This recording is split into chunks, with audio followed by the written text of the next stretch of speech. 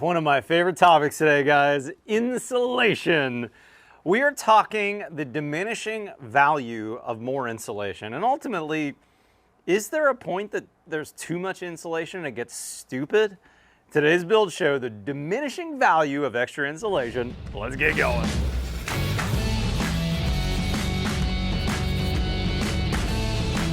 Okay, y'all, so here's how this topic came up. I saw my friend Allison speak in Austin a week ago. This is the author of a really cool book titled Houses Need to Breathe, or Do Houses Need to Breathe? And he wrote a blog post on this and talked about it in his presentation. It really got me thinking, you know, are we putting too much insulation in our houses? Should we just go back to what's required? This also was sparked because I got a phone call from a buddy yesterday asking me about the insulation bid that he got for his house. And the insulation contractor gave him a couple different levels of insulation that he could do. And so I thought, well, let's talk about this. And this is really also kind of piggybacking on my attic video that I made just recently. So let's start here. Code for insulation, Austin, Texas, in my climate zone. We're climate zone 2. Code currently is R19 in the walls, R38 in the attic, if you're using kind of traditional methods. You know, that's, let's say, bad insulation in the walls and blown-in insulation in your attic. If you're doing a cathedralized attic, like I talked about in my video recently, let's say you're using open cell spray foam or closed cell spray foam up in your attic, you can actually get away with an R25 instead of an R38 in your attic. And so this got me thinking, should we be going to code standards, right? Or should we be going to a higher standard of insulation in our houses? And what makes sense? Now, I'm actually going to reference this blog post from Allison, and I will put a link to this in the description if you want to read it. But I do want to actually read word for word the intro to the post, which I think is terrific advice. If you're building a house and want to have a really good building enclosure, you need it to be airtight. That's super important. You need it to handle moisture properly. We can't get the house wet. And we need a good amount of insulation. Now, sometimes I hear people saying that there's this rate of, once we get to here, it's really not worth it to go any further from insulation. And if you look at this graph from Allison here, this is a really interesting graph. This, on the left-hand side, shows, hey, no insulation to, let's say, R10 insulation on this graph makes a giant reduction in the amount of heat flow through the walls of this house. And the point in this blog post is that that's really what most people use when they say, hey, beyond R10, maybe R13, does it really matter? Because look at this curve on here. It really doesn't change the amount of heat flow through the walls very much, especially when we go from uninsulated, like in this case on this graph, we're talking about somewhere north of 50 million BTUs annually flowing through the walls on this house.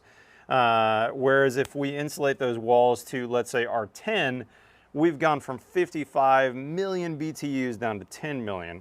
Giant reduction, and no one doubts this, right? An old house built in the 30s, 40s, 50s, no insulation. When you insulate that house, it makes a giant difference in the amount of heat flow through those walls.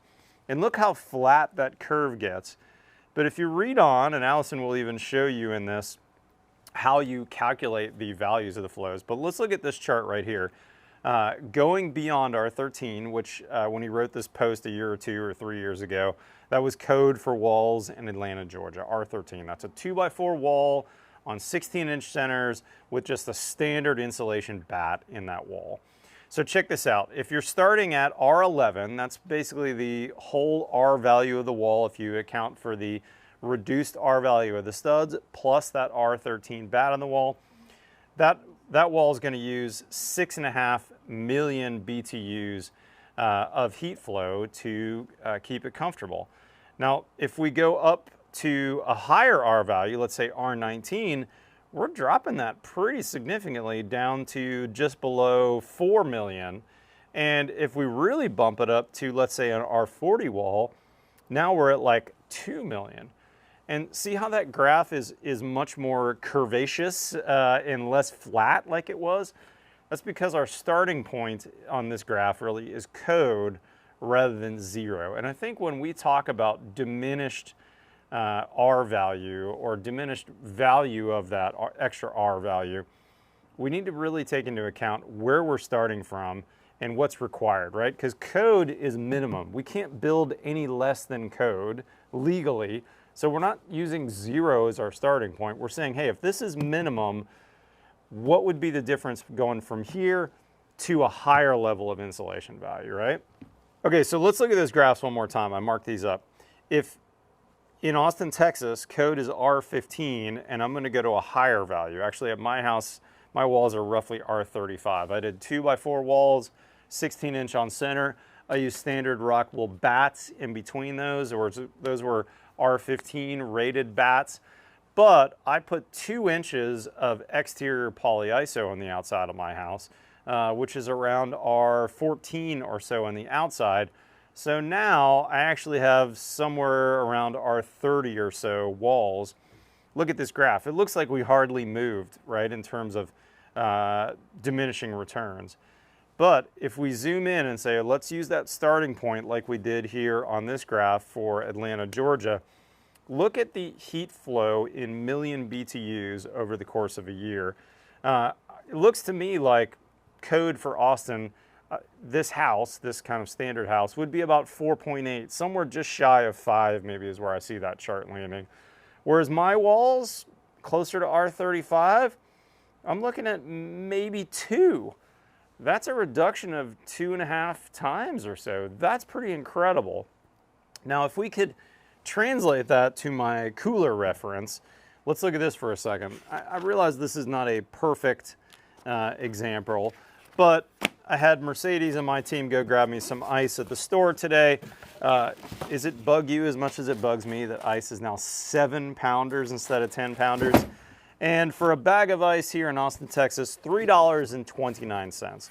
Now let's say we put that bag of ice into our code-built house, our code cooler, so to speak.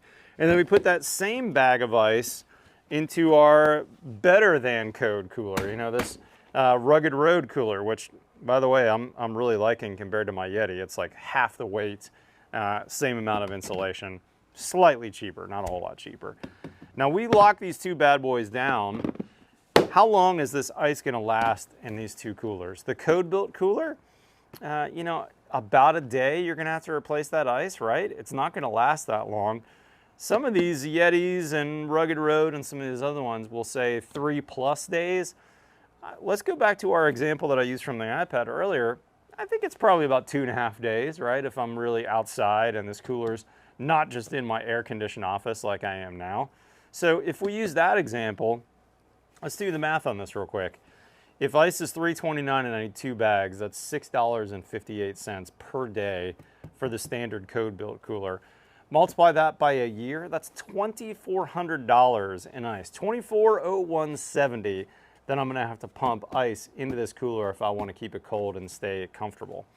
On the other hand, my Rugged Road, my Yeti, my high performance cooler, which has much thicker levels of insulation, if I'm only getting ice every 2.5 days, divide 365 by 2.5, that means I'm only buying ice 146 days out of the year rather than 365. Multiply that by 658, and here we go. We're $960.68 a year in ice. Of course, this is not a perfect cooler versus house diagram, although I would tell you there's quite a few houses out there, especially in Austin, Texas, that use much more than $2,400 a year in heating and cooling costs. And if you could reduce that to $1,000 a year, I don't care how rich you are, that's money in your pocket, especially my clients that are on fixed incomes. That really makes a difference to them. But on the other hand, I do hear the argument, what about just putting solar on and offsetting that? Well, certainly you could, but that insulation is not just all about dollars. Remember, there's other benefits of going deeper on insulation. There's the comfort benefit. That's a big one for me, and I've really loved the comfort value of my new house. It takes longer for my house to heat up in the summertime, and it takes longer for it to cool down in the wintertime, just forgetting about my HVAC system. I have much more uniform temps throughout my house, so I get to win in the comfort category every day by having thicker insulation at my house. The other thing I like about insulation is its static state. Once you buy that cooler, once you put that insulation in your walls or in your roof line, it's there. There's nothing that needs to be done to that. It also means that in my house, I was able to use much smaller equipment than had I just built it to code and just done a standard code compliant house for insulation levels. The other big thing is resilience. You know, when the power went out a couple, 2-3 years ago in Texas, my house was under construction. I had no interior insulation. I just had my full exterior insulation on, and I was able to heat my house and keep it above freezing, around 40 degrees actually, when it was 17 degrees outside, with literally 2 1200 watt space heaters on my nearly 3,000 square foot house. Now, it wasn't comfortable enough to live in, but I had zero problems, and that's a really big deal. And the last thing I would tell you is that the utility bills at my house have certainly been lower than my old house, but that's not the reason to do this. Don't sell your clients on energy efficiency and you're gonna have a lower bill. Because the one thing I did at my house that surprised me was I forgot I went up from a 2,000 to, let's say, a 3,000 square foot house, which means I've got 50% more area. It also means I've got that many more gadgets and gizmos going. I have 2 TVs in my new house, one up and one down. My old house only had 1 TV in the whole house. I have a towel warmer, I have heated floors, and as a result, my total electric bill has gone down only slightly from my very efficient new house to my old house, which was not efficient at all.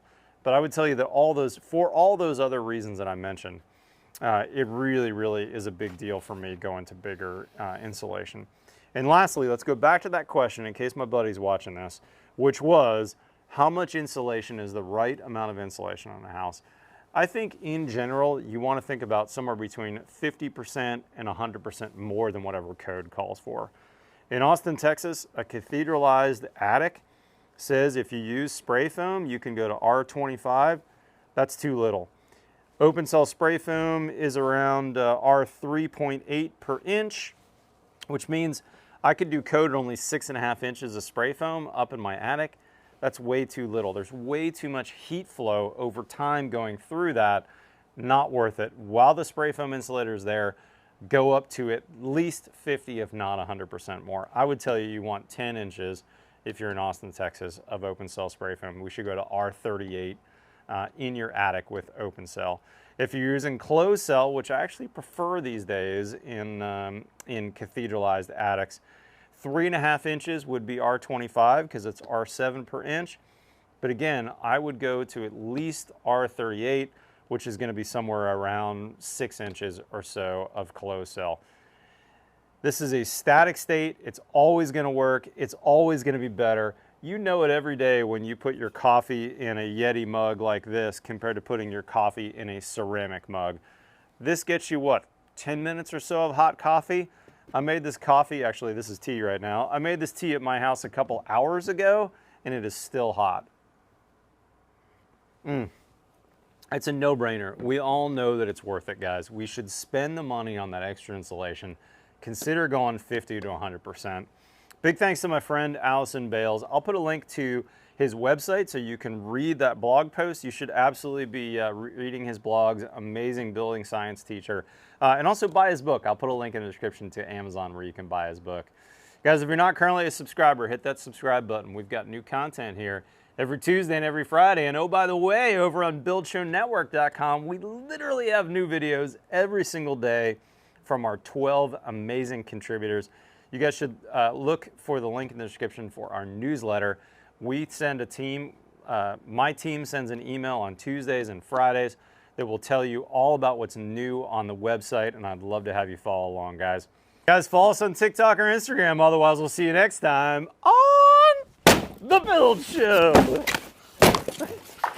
No more crappy code coolers for us.